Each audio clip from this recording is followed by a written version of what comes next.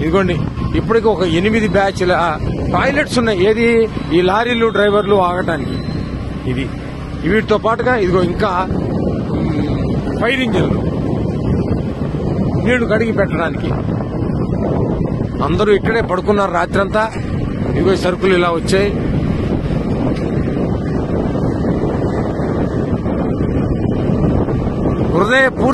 హృదయ స్పందనతో చెప్తున్నా నా చీఫ్ మినిస్టర్ కి వందనాలు, నా చీఫ్ మినిస్టర్ కి ధన్యవాదాలు. నా సింగనగర్ కోసం మొత్తం రాష్ట్రాన్నంతా వదిలి ఈ ఒక్క ప్రాంతం కోసం కూడా కష్టం వచ్చిందని ఈ దేశ చరిత్రలో ఏ చీఫ్ మినిస్టర్ చేయింది నా కళ్ల ముందర నా నగరానికి ఈ వ్యక్తి చేశాడు. నేను ఆయనకి చేస్తున్నటువంటి చిన్న కృతజ్ఞాంజలి మాత్రమే ఈ వీడియో. అయితే ప్రతి వ్యక్తిగతంగా నేను చేసి ఉంటా. మా అందరివి ఈ సముద్రంలో ఒక నీటి బొట్టు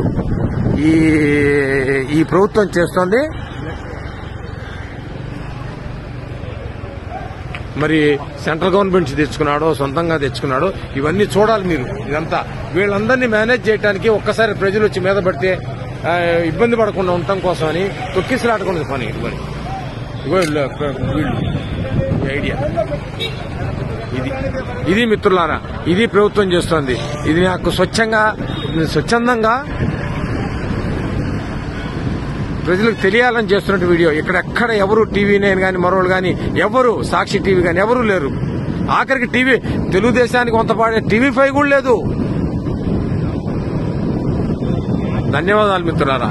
ఇది చూసి మనస్ఫూర్తిగా చూసిన మిత్రులు విమర్శిస్తారో సద్భావంతో తీసుకుంటారో మీ వంతుకి ధన్యవాదాలు. జై హింద్, జై ఆంధ్రప్రదేశ్. వీటితో పాటుగా ఇదిగో ఇంకా ఫైర్ ఇంజిన్లు నీళ్లు కడిగి పెట్టడానికి. అందరూ ఇక్కడే పడుకున్నారు రాత్రంతా. ఇదిగో సరుకులు ఇలా వచ్చాయి.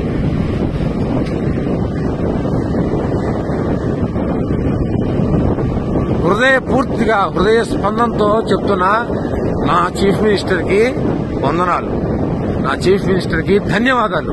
నా సింగనగర్ కోసం మొత్తం రాష్ట్రాన్నంతా వదిలి ఈ ఒక్క ప్రాంతం కోసం కూడా కష్టం వచ్చిందని ఈ దేశ చరిత్రలో ఏ చీఫ్ మినిస్టర్ చేయింది నా కళ్ల ముందర నా నగరానికి